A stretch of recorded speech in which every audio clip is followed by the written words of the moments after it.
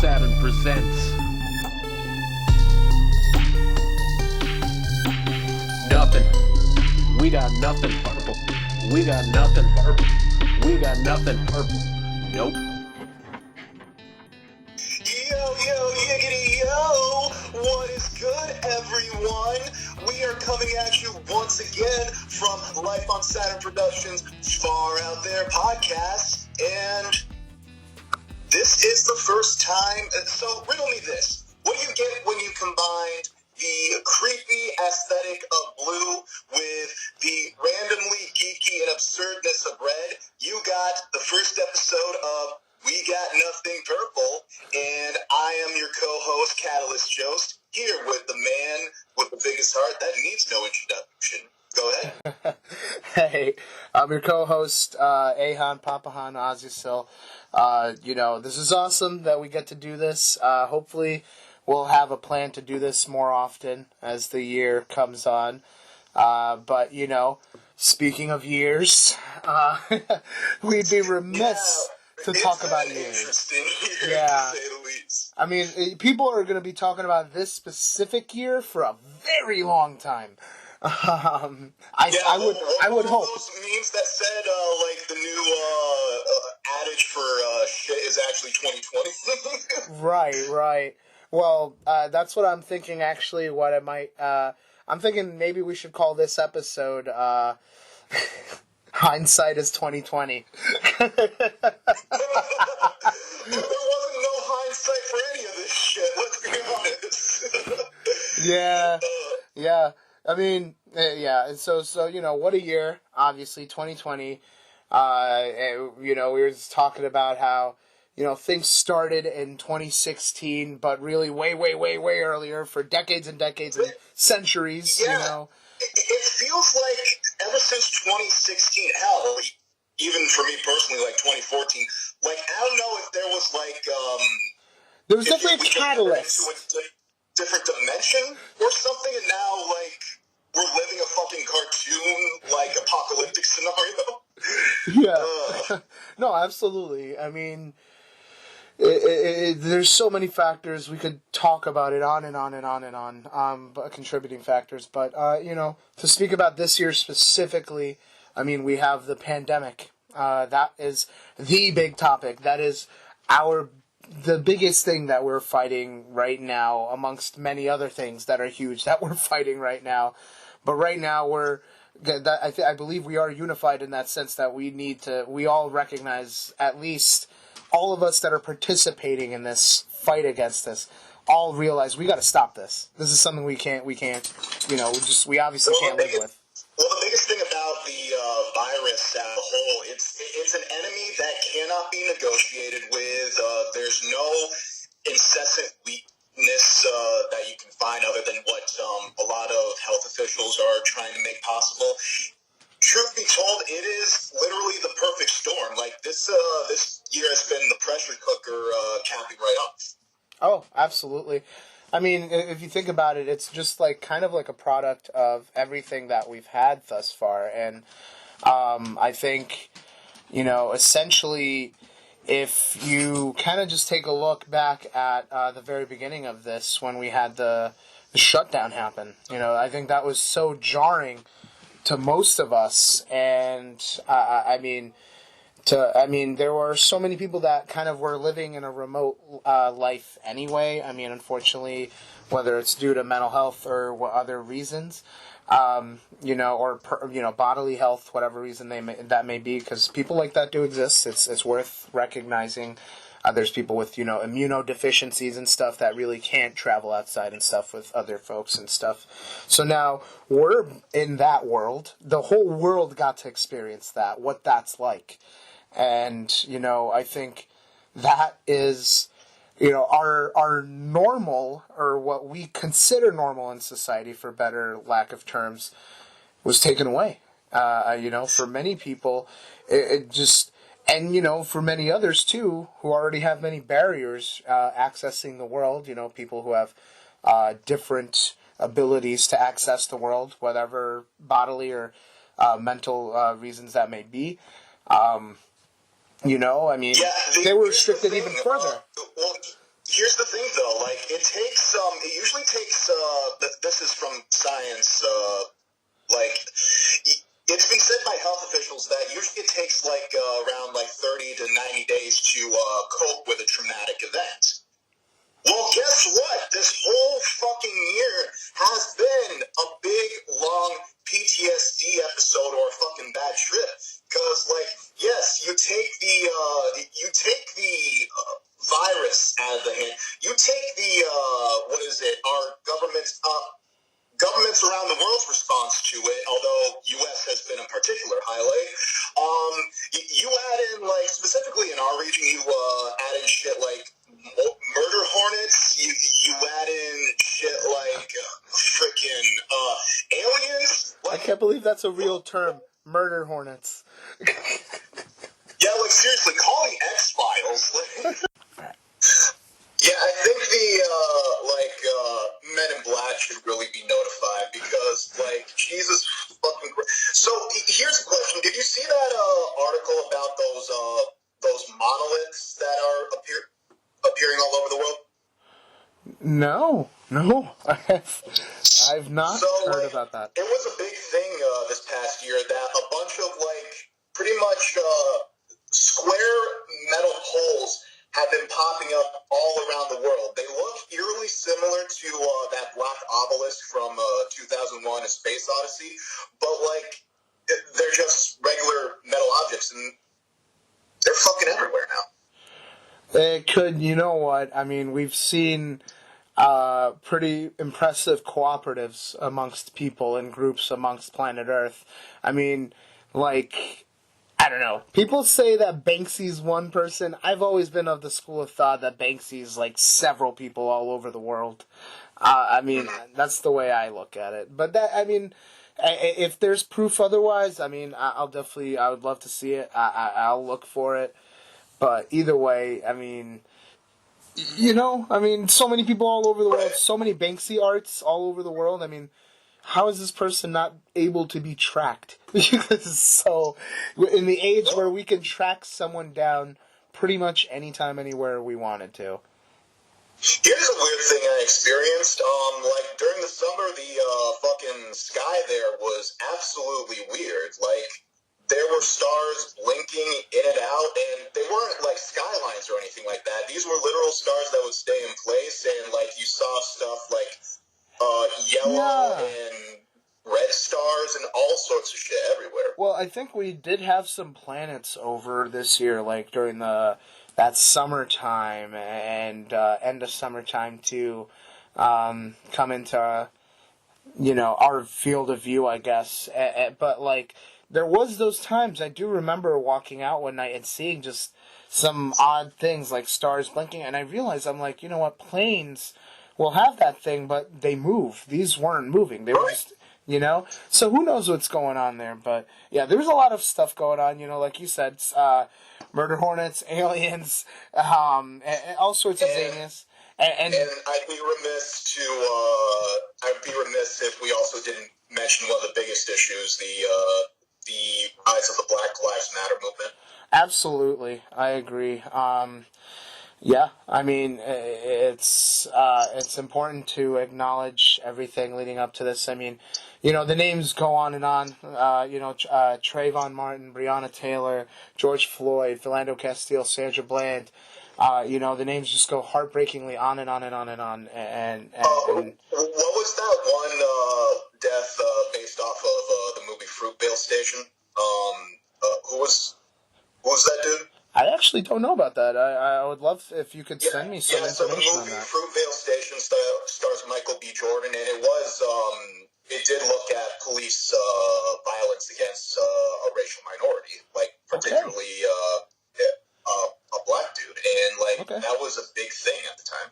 Oh, yeah, absolutely. I love watching films that shed light on these matters, so I appreciate you that. If you could send me that, I'd love to watch it. Absolutely. Yeah. Yeah. So I'll be flat out honest. Like, when the movement really blew up this past year, I really didn't think much of it. Like, I was just one of those people where it's like, yeah, Black Lives Matter. Like, this is 2020. Like, do people not get this by now? And then I started becoming more passionate about it when a certain friend of mine, I'm not going to name them, but they were almost physically assaulted by a racist member of our community. And I've known this friend for like a couple years now. They're very nice, extremely kind-hearted soul. And when I heard that, I got fucking pissed. Like, I was ready to, like, go to somebody's place and start, like, throwing hands. Because that shit just is not okay. Like, right, no, of course not. I mean, and I mean, of course, you probably have some complicated feelings about it surrounding your own identity, you know? Yeah. So I had the stereotypical black dad story. My biological father was an addict. He was black and Hispanic. My mom is white. Mm-hmm. And once he left, and the white side of my family had raised me. And ironically enough, like especially within the confines of the North Country, they're some of the most open-minded, kind-hearted people. And the biggest thing I was taught was that, like, it doesn't matter, like, what color skin you are, who you're romantically involved in. Like, the big thing is, like, do unto others as you would want done unto yourself. Now, that being said, I have had moments where, like, over the years, they're like, even though I don't have a darker complexion compared to some of our other friends that have been racially prosecuted, it still comes up because of the lack of culture in this region of the country. And, there were times where I'm just like, whatever about it. Like, I only got legit pissed off one time, and it just baffles me that, like, people are still ignorant to this day about, like, those kind of values. I mean, and that's the problem with that like, warped ethics. There's no, like you said, sometimes there's like just no reasoning with that because it's just something that's ingrained. And I mean, we all we have to do is do our best to affect policy and change, which brings us further into the Black Lives Matter movement, which it was, it changed everything this year. I mean, you saw it in waves where you saw huge people behind it. Where we could talk about Colin Kaepernick, of course, and one major one who actually was featured in the Time magazine, LeBron James, and other activists who were involved with the Black Lives Matter movement, who stood up and was able to ask questions to President-elect Joe Biden and Kamala Harris, and Vice President, rather, I should say, of Kamala Harris, and so, Also on the subject of BLM, did you forget that the year started off with Kobe dying? Yeah, I was actually going to get to that afterwards. They did briefly mention that in the Time special I was watching that resulted, speaking about the Black Lives Matter movement and all of that. The reason I started... I will say this. One of the better things to come out of the Trump campaign was that it exposed everyone who still has those values, those very old-time values regarding the way somebody lives. I think it definitely it widened the scope for sure. It like basically anybody who was somewhat silent, not anymore, and can't really crawl back into the woodworks. At least we hope not. But again, this is like as you're mentioning, it's the effect, the beginnings of major change, including this election. We, as a result, I truly believe we now have a female vice president of color in the White House, 100% due to this movement, I think. Like, Nobody would have thought that happened. Not even like a couple years ago. Right. Nobody would have thought that would ever happen. And that's a sad thing, you know. And I think that's what this movement, along with many other movements in conjunction, highlighted that. And I think it's really sad to see, you know. I mean, there's been a long-standing tradition of racism here in this country, xenophobia, and ethnocentrism, amongst other things, you know. And it's, you know, I remember when I was growing up in the city with 9/11 when it happened. You know, I was walking with this guy I didn't even know back from school because they let us go that day, and some guy just basically lumped us together saying like, oh, you're blowing up all the buildings all over here, you know, and stuff like that. And I always felt weird. No shit. Yeah, you know, and then now around the Trump times, you know, I definitely get like the looks, you know, for being like Hispanic too. So it's like weird, like, because I'm just like, it's just weird. And the whole idea is like, you know, I definitely understand on some level, but I know that I can't possibly understand how some of our other friends feel who just for living, breathing, being, and just, you know, having the skin color they have. Just like, no, you know, for real, bro. they There are can't. certain aspects about the negative side of these values that people still hold on to that even I wouldn't be able to understand because I have Caucasian in my blood. Well, and again, that's not, you know, everyone has their own struggles with their identity, and I think that's another issue that I think we should definitely explore for another We Got Nothing Purple. Absolutely. Well, But anyways, also, yeah. like, while we're on BLM again, another hard-hitting something that kicked us in the gut was the passing of Chadwick Boseman. Absolutely. Yes, which is, it was heartbreaking. I mean, you know, he was a symbol for many reasons. I mean, you know, of course, everybody recognizes him as Black Panther, which we'll be talking about in a bit. I think it happened the day Dom and Lit moved, honestly. Yes, I do. Yeah, it was heartbreaking. And, you know, speaking, hey, Tom and Lid, if you're watching this. Shout out to Saturn and Vita. Yep. And the Life on Saturn team, everybody, you know, watching this, we all love you. And we all love you. Yep, you know, and you know, just it was heartbreaking, you know, just because he portrayed so many different heroes throughout the movement, you know, Jackie Robinson and so many others. Yeah. He had an actually surprisingly big list for someone who was so young. Oh, yeah. Accomplishments. Absolutely. And the work he did to help people, you know, it's just it's incredible, and talk about a loss that we'll feel for years to come. So I think. And on the subject of Chadwick Boseman, I think this leads into the final segment, right? Which is your top five, which I have never participated in.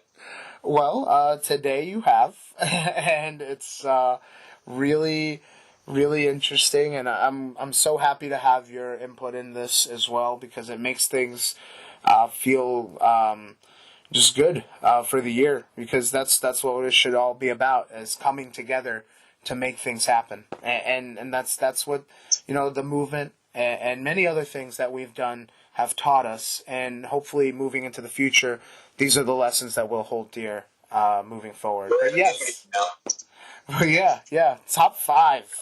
So that nobody has thought of, like, from all the puns there, like, we're doing top five Marvel movies. all the references.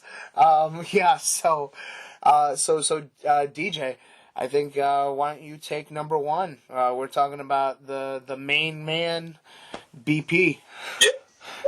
Yeah, we were talking about Chadwick for a reason, and we all know him best for his work as T'Challa, aka Black Panther. Now, oh my God, when this movie came out, like, if there was any criticism I could throw at it, it was just be the final battle with the CGI stuff. Like, I think it looked a bit dated, but beyond that, it was pitch perfect. I mean, you got the performances, you got the look and style of it. Like, I love when he's in the dream world. It's so psychedelic and so, like, soothing. And plus all the colors from the different dresses people would wear to go along with the African tribe theme there, like those old cultures, you know? Yeah, absolutely. I felt the film was wonderful, and you mentioned Michael B. Jordan earlier, who was an excellent. I don't even want to call him a villain because I felt he was more of like an anti-hero. He felt more like an anti-hero. Yeah, and so.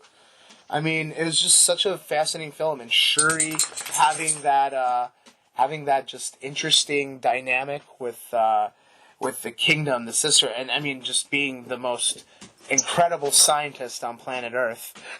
So, like, right. Who is it? Shuri. Yep, Shuri. Yep. Shuri was absolutely the breakout star of the whole film. Oh yeah. My God. Oh, absolutely. I mean, and the cast goes on and on and on. Star-studded cast. I mean, we could sit here listing names of famous people in that film all day long. But overall, Black Panther represented so much more than just the Marvel hero. I'm reminded of a very famous story about Jack Kirby when writing Black Panther. Marvel at the time had complained to him that there weren't enough white people in the comic of Black Panther. And so basically Jack Kirby went home and said, oh yeah? Okay, sure.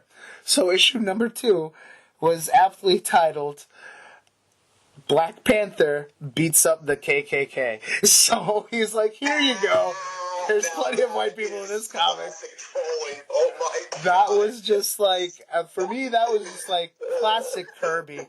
But yeah, so it just goes to show the spirit of the character.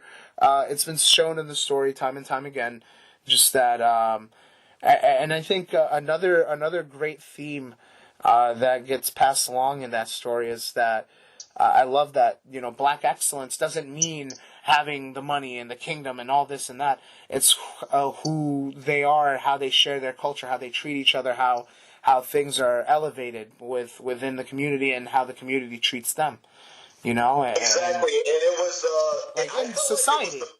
One of the better, standalone movies that Marvel has done in a while, where like it's just one person in their story. You don't often see that, especially as the MCU goes on. Oh yeah. Speaking of which, I mean another one we spoke about, the one that started it all, Iron Man. Yes. Oh my God. So I remember being a kid. I had broken my leg on my birthday from gym, and when I got back home from getting the cast on, first birthday present I get was the Iron Man DVD. There, I was so fucking happy. Yeah, it was a great film, and that was also quite the cast. You had Robert Downey Jr., you had Jeff Bridges, of course, and you had Gwyneth Paltrow as well, and Jon Favreau, who also directed the film, and now directs The Mandalorian. Yeah, I know. He's a fantastic director. I mean, clearly, incredible calling this man has. What I think I liked most about this film is that it was, I think it was one of those groundbreaking films where it shows you exactly what movie magic can make happen in such a flawless way. Like, you still watch that now, it still holds up. Absolutely. To this date, still my favorite Iron Man film. Does part of me hope that maybe someday there's another one? I don't know, maybe. And I'm really excited for Ironheart, honestly, and everything else that's coming out. It looks insane. But getting back to... But yes, I'm sorry. And then let's also acknowledge the fact that Robert Downey Jr., that was the start of his, turning his life around too. Oh yeah, You know? and I think it started a little before that, but yeah, it was definitely the start of him catapulting, like, for sure. Yeah, that was like the one that made him a juggernaut. If anything, absolutely, yes, and so.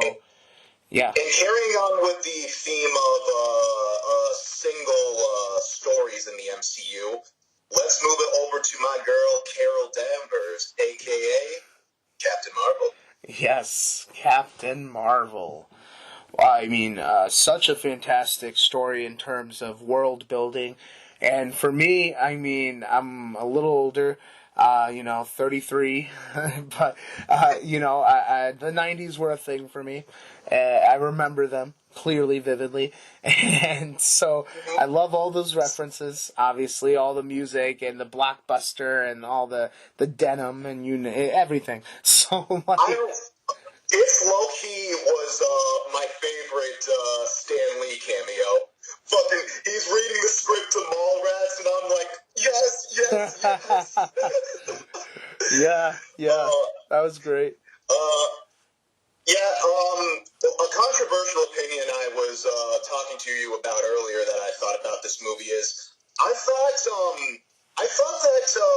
Captain Marvel was actually better than the first Wonder Woman. Here's where I'm going to go. Wonder Woman was good from a cinematic and visual standpoint, and Gal Gadot does fit the look of it. However, now, when it came to the characterization of Wonder Woman versus Captain Marvel, or like even how like the story progressed with them, Diana's storyline in Wonder Woman, I felt, was more reminiscent of a spoiled rich girl who wasn't getting her way, so she did whatever the fuck she wanted as a god. And, like, yes, she did save lives, but she also endangered a lot of people and was really reckless about, the fact that she actually is a goddess. Now, with Captain Marvel, on the other hand, Carol's storyline speaks to an age-old narrative that is still so popular amongst people, and that's the underdog story. Like, you see her, like, rising up, like, people didn't think she had what it takes because she's a girl, and she does, like, she's really strong, and, like, she has that grit and determination, and she used that to skyrocket to become what she is now. Oh, well, yeah. And I don't know, I just thought that the Captain Marvel characterization and the way it was written was handled better and was done better in support of, like, a lot of women's movements nowadays. I felt it was more empowering to women than Wonder Woman was. Oh, hey, that's I've never really thought about it that way. I think it's like either or, I mean, like someone's going to take out of either movie whatever they get out of it. But I enjoyed both films. I felt like both of them were done, really good because I felt like they were telling different stories. It was, where perhaps Captain Marvel maybe bared more of a social message in its foundational story. I feel like Wonder Woman definitely had that subtext, but at the same time, it did go over the fact that, hey, Wonder Woman, yes, is a goddess, is a supremely powerful being. She's a force of nature. This is Diana. Take it. You hate it or love it. This is her. Yeah.